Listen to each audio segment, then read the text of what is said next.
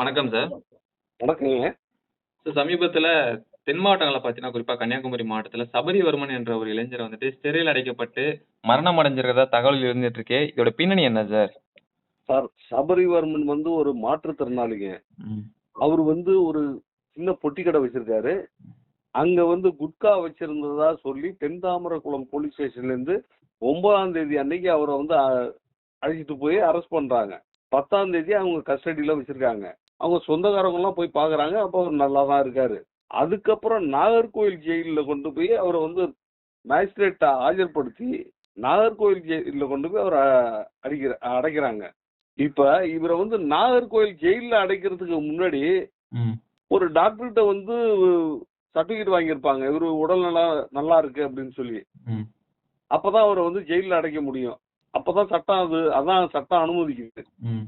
அப்படி இருக்க சூழ்நிலையில நாகர்கோவில் ஜெயில்ல விசாரணை கைதியா போனவரு மறுநாள் காலையில உயிரிழந்திருக்காரு. ம். அப்ப இவர் நல்லா இருக்காருன்னு டாக்டர் சர்டிபிகேட் கொடுத்திருக்கும் போது எந்தவித நோயும் இல்லாம தானே இருந்திருக்காரு. ம். அப்ப உள்ள இருக்க ஜெயில் வார்டன் அவங்க ஜெயில இருக்க சிறை காவலர்கள் தான் அடிச்சு இவரை கொண்டிருக்காங்க.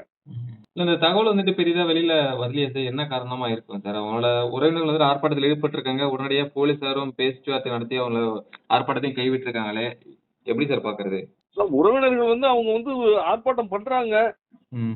இவங்க போலீஸ் சமாதானம் பண்ணிருப்பாங்க. அதுக்கு என்ன நடவடிக்கை எடுக்கிறோம் அப்படின்னு சொல்லுவாங்க. ம். இது நாளடைவுல அதை அப்படியே மூடி மறைச்சிருவாங்க. இதுக்காக தான் போலீஸ் நடவடிக்கை எடுக்கிறேன் அப்படின்னு சொல்லி அப்படியே அவங்கள சரி பண்றது. ம். ஏங்க இதுக்கு முழுமையா சிபிஐ விசாரணை வேணுங்க. ஒரு இறந்து போன ஒரு மாற்றுத்திறனாளிங்க. நானும் ஒரு மாற்றுத்திறனாளி தான். ம். அப்ப மாற்றுத்திறனாளியை இவங்க அடிச்சு கொண்டுட்டாக்க யாருமே கேட்கறதுக்கு ஆளே கிடையாதா? ம். சொல்லுங்க பாப்போம். இப்ப அஜித் குமார்னு ஒருத்தர் இது அடிச்சு கொண்டாங்கல்ல போலீஸ்ல. ம். அப்போ விஜய் என்ன பண்ணாரு? வள்ளுவர் கோட்டத்துல ஆர்ப்பாட்டம் பண்ணாரு. ம். முதல்வர் அப்ப இருந்த முதல்வர் ஸ்டாலின் சாரி கேட்டாராம். ம். ஒரு சாரி கேட்டா போதுமா? ம். செத்து போனவன் உயிர் வருமா? இப்ப ஒரு மாற்றுத்திறனாளி ஒரு பொண்டாட்டி புள்ள இருக்குது. இவங்களுக்கு யார் சோறு போடுறது? இவங்களை யார் வச்சு காப்பாத்துறது? ம். அவங்க ஒய்ஃபுக்கு புருஷன் வந்துருவானா? இல்ல பிள்ளைக்கு அப்பா வந்துருவானா? என்ன சார் அநியாயம் நடக்குதுங்க? ஒருத்தனை அடிக்கிறதுக்கு உங்களுக்கு என்ன சார் ரைட்ஸ் இருக்கு? இந்த மனித உரிமை கமிஷன் என்ன சார் பண்ணுது? மனித உரிமை கமிஷன்ல வர அரசியல்வாதி எல்லாம் அவங்களுக்கு வேண்டப்பட்ட ஆளை அங்க போட்டுக்கிறது. அப்ப மனித உரிமை கமிஷன் எதுக்கு இருக்குது? சம்பாதிச்சுட்டு போறதுதான் இருக்காங்களா மனித உரிமை கமிஷன்ல? கொஞ்சமாவது அவங்களுக்கு அவங்க குடும்பத்துல எவ்வளவு செத்தாங்க அவங்களுக்கு தெரியும். எதுக்கு இந்த மனித உரிமை கமிஷன்? இதுவரையில எத்தனை கேஸுக்கு மனித உரிமை கமிஷன் நடவடிக்கை எடுத்திருக்கு? எதுவுமே செய்யறது இல்ல.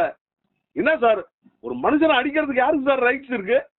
சார் அவன் குட்கா வித்தானா விக்கலையா அது தெரியாது. நீங்க பிடிச்சீங்க, கேஸ போட்டீங்க, கொண்டு போய் மேஜிஸ்ட்ரேட்டை ஆஜர்படுத்துனீங்க, ஜெயில அடைச்சிட்டீங்க. ஜெயிலு உள்ள அவன் சாவறதுக்கு என்ன காரணம்? டாக்டர் எப்படி சர்டிபிகேட் கொடுத்தாரு? அந்த டாக்டர் என்கொயரிக்கு கொண்டு வாங்க, எல்லாத்தையும் கொண்டு வாங்க. அவருக்கு கொடுத்த சர்டிபிகேட் வச்சு தானே இந்த மேஜிஸ்ட்ரேட் அடைக்க சொல்லியிருப்பாரு. முழுமையா சிபிஐ என்கொயரி பண்ணிட்டோம். மேஜிஸ்ட்ரேட்ல இருந்து போலீஸ்ல இருந்து எல்லாத்தையும் என்கொயரி பண்ணிட்டோம். ஒரு வழி கிடைக்க வேணாமா?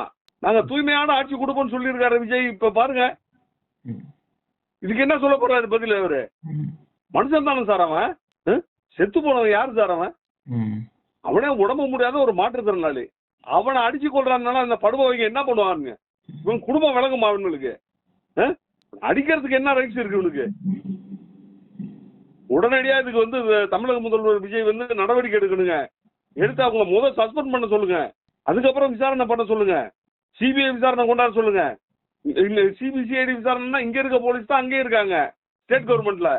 அவங்க மட்டும் என்ன நியாயத்தை கொடுத்துட போறாங்க? எல்லாம் மூடி மழிப்பிட்டு போறதுக்கா? கடந்த ஆட்சியில பாத்தீங்கன்னா இன்றைய முதலமைச்சர் விஜய் அன்னைக்கு பாத்தீங்கன்னா ஒரு பெரிய ஆர்ப்பாட்டம் நடத்தி மக்களிடத்திலே ஒரு பரபரப்பு ஏற்படுத்தியிருந்தாரு. இன்னைக்கு பெரும் அமைதியில இருக்க காரணம் என்ன சார்? சார் இன்னைக்கு அவரு தான் ஆட்சியில இருக்காரு, சிஎம் இருக்காரு. முக ஸ்டாலின் இருந்தாரு, இவர் ஆர்ப்பாட்டம் பண்ணாரு. இப்ப இவரு சிஎம் இருக்காரு. இவர் தான் நடவடிக்கை எடுக்கணும். அவரு காதுக்கு போச்சா என்னன்னு தெரியல. அவர் கவனத்துக்கு போனா தானே அவருக்கு தெரியும். முதலமைச்சர்கிட்ட கொண்டு போய் உளவுத்துறை சொன்னா தானே சார் தெரியும். இவங்க போலீஸ் டிபார்ட்மெண்ட்னாக்க அப்படியே மூடி மறைச்சிடுறது இவங்களுக்குள்ளேயே. சிஎம்க்கு தெரிஞ்சாங்க சிஎம் நடவடிக்கை எடுக்கணும். அதுதான் அவரை கொண்டு போய் நாங்க சிஎம் உட்கார வச்சிருக்கோம். தமிழ்நாட்டு மக்கள் எல்லாத்துக்கும் தானே அவர் சிஎம். தகவல் கொடுத்தமைக்கு நன்றிங்க சார். ஜெய்ஹிந்த் சார்.